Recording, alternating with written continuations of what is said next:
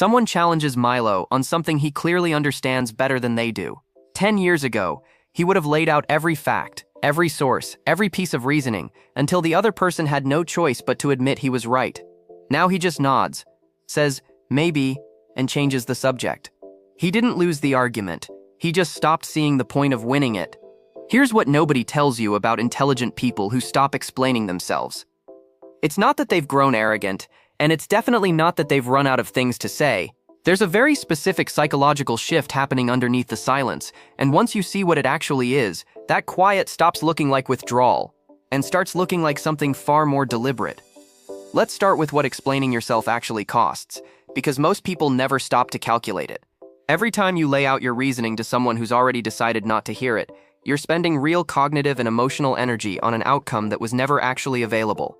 Psychologists call this an unwinnable frame, a conversation where the other person isn't actually evaluating evidence, they're defending an identity, and no amount of logic changes that.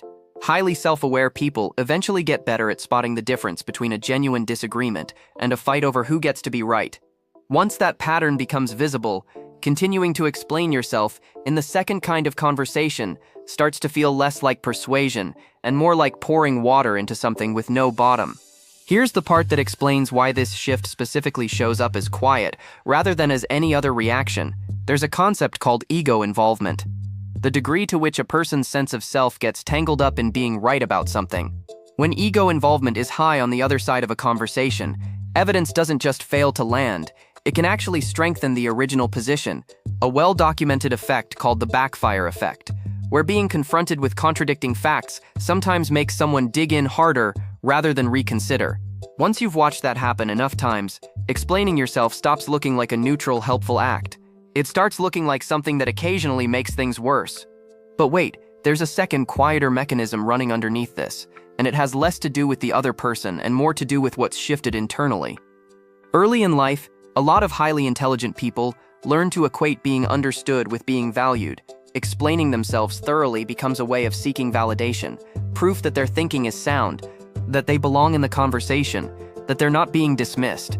Psychologists sometimes describe the process of growing out of this as a shift from external validation to internal locus of evaluation, where a person's sense of their own competence stops depending on whether someone else agrees with them out loud.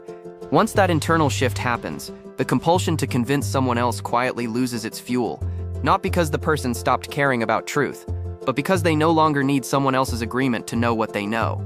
There's also something worth naming about what boundaries actually look like in this specific context because it gets misread constantly. Choosing not to explain yourself to someone who's already decided not to listen isn't coldness. Researchers studying interpersonal boundaries describe this as selective disclosure, the deliberate choice to invest explanation only where there's a reasonable chance it will be received. It's the same instinct that makes someone careful about who they share something vulnerable with. Reasoning and ideas deserve the same kind of protection, because a good idea handed to someone determined to dismiss it doesn't get evaluated fairly. It just gets used as ammunition or ignored entirely, and either way, nothing productive happens. Here's something that explains why this quiet often gets mistaken for arrogance by people encountering it for the first time. When someone stops defending their position, it can look from the outside like they think they're above the conversation. Often the opposite is true. A person secure enough not to need the last word isn't performing superiority. They've simply stopped treating every disagreement as a referendum on their own worth, which means they have nothing left to prove in a conversation that was never actually about facts to begin with. There's also a specific cost worth naming clearly, because this shift isn't without its own real trade-off. Choosing silence over explanation means occasionally being misunderstood, sometimes for a long time, by people who never got the full picture and never will. That's a genuine loss, not a clean win dressed up as wisdom.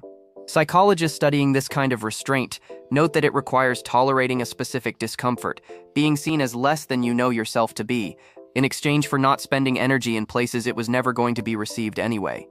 That's not an easy trade. It's just, for a lot of people, eventually the more sustainable one. Now here's something that reframes this pattern completely. Intelligent people going quiet in the face of disagreement isn't evidence of ego or superiority.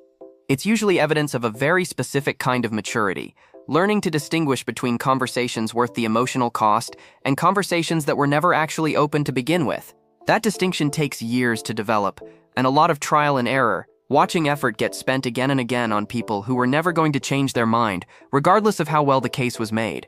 Here's the part worth saying clearly. Because a lot of people who've made this shift quietly worry it means they've become cold or stopped caring about being understood.